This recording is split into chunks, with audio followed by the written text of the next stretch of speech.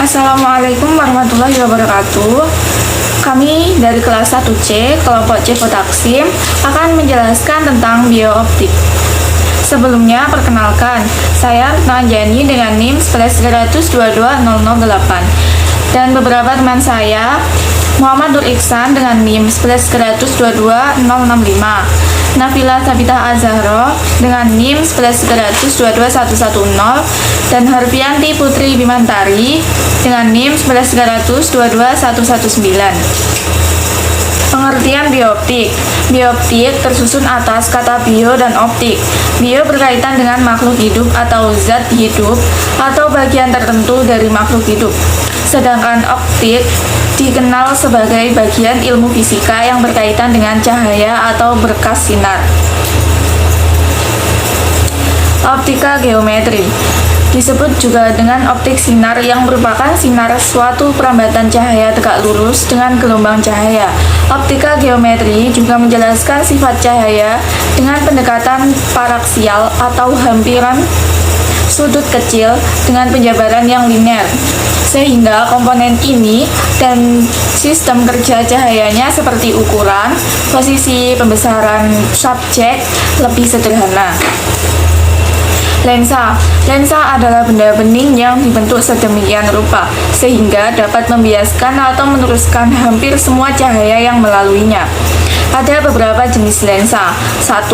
Lensa konvergen atau konveks, yaitu sinar sejajar yang menembus lensa akan berkumpul menjadi bayangan nyata. 2. Lensa divergen atau konkav, yaitu sinar yang sejajar yang menembus lensa akan menyebar. Assalamualaikum warahmatullahi wabarakatuh. Perkenalkan, nama saya Muhammad Nur Iksan dengan nomor NIM 11.300.22065. Kesehatan lensa. 1. Aberasi sferis disebabkan oleh kecembungan lensa, dapat dihilangkan dengan menggunakan diafragma yang diletakkan di depan lensa atau dengan gabungan oplanatis yang terdiri dari dua lensa yang jenis kacanya berlainan. 2, terjadi akibat tidak sanggupnya lensa membentuk bayangan dari sinar di tengah-tengah dan sinar tepi, tidak dapat diperbaiki dengan diafragma. Kesehatan lensa. 3.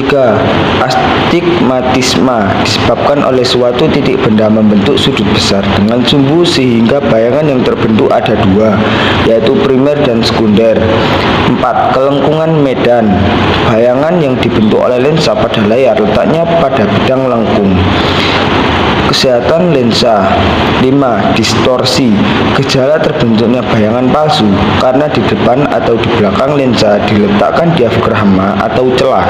Benda berbentuk kisi akan tampak bayangan berbentuk tong atau bantal. 6. Aberasi kromatis disebabkan karena fokus lensa berbeda-beda untuk tiap-tiap warna. Akibat bayangan yang terbentuk akan tampak berbagai jarak dari lensa. Aberasi kromatis ada dua macam, yaitu aksial atau longitudinal, perubahan jarak bayangan sesuai dengan indeks bias. 2. Lateral, perubahan aberasi dalam ukuran bayangan. Kelainan optik mata. 1. Miopia. Miopia adalah bentuk mata terlalu lonjong sehingga benda berjauhan tak terhingga akan tergambar tajam di depan retina. Penderita miopia dianjurkan untuk menggunakan kacamata berlensa negatif. 2. Hipermetrop. Hipermetrop merupakan penyimpangan penglihatan di mana bola mata agak gepeng dari normal. Mata yang demikian itu tanpa akomodasi bayangan tak terhingga akan terletak di belakang retina. Penderita hipermetrop dianjurkan menggunakan kacamata dengan lensa positif. 3. Presbio. Pada mata presbio biasanya menggunakan lensa positif dan negatif. Biasanya presbio ini terjadi pada orang-orang yang sudah tua. 4. Astigmati atau silindris. Astigmati merupakan sesuatu sesatan lensa yang disebabkan oleh suatu titik benda membentuk sudut besar dengan sumbu sehingga bayangan yang terbentuk ada dua, yaitu primer. Cahaya. Cahaya adalah energi-energi terbentuk gelombang elektromagnetik yang kasat mata dengan panjang gelombang sekitar 380 sampai 750 nm. Pada bidang fisika, cahaya adalah radiasi elektromagnetik baik dengan panjang gelombang kasat mata maupun yang tidak. Selain itu, cahaya adalah paket partikel yang disebut foton. Assalamualaikum warahmatullahi wabarakatuh. Perkenalkan, nama saya Arfianti Putri Bimantari dengan nomor NIM 113222119. Di sini saya akan melanjutkan presentasi dari teman saya. Sumber cahaya 1. Cahaya alam atau natural lightning, yaitu cahaya matahari. 2. Cahaya artificial atau cahaya buatan, yaitu cahaya listrik yang khas cahaya lampu, minyak, cahaya lilin, dan beberapa alat pengukur cahaya, yaitu fotometer, yaitu alat pengukur kuat cahaya. Yang kedua, luxmeter, yaitu pengukur kuat penerangan bidang. Ada beberapa gelombang cahaya, yaitu ultra yang mempunyai panjang gelombang 100 sampai dengan 400 nm. Yang kedua, sinar tampak mempunyai panjang gelombang 400 sampai dengan 700 nm.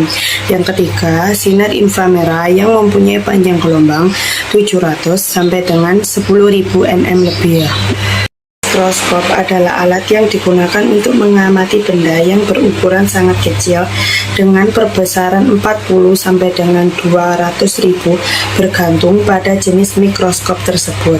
Adapun jenis mikroskop meliputi mikroskop digital, mikroskop monokuler dan binokuler, mikroskop polarisasi, dan scanning elektromikroskop. Macam-macam mikroskop. Macam-macam mikroskop dibagi menjadi dua, yaitu ada macam-macam mikroskop cahaya yang isinya mikroskop stereo, mikroskop medan gelap, mikroskop fluoresensi, mikroskop fase kontras, mikroskop intervensi, mikroskop ultraviolet, dan mikroskop polarisasi. Yang kedua, mikroskop elektron yang macamnya adalah mikroskop elektron transmisi, mikroskop elektron scanning. Itu saja menurut saya dan kelompok saya yang dapat diterangkan dalam materi pada presentasi ini. Mohon maaf jika ada kesalahan. Wassalamualaikum warahmatullahi wabarakatuh.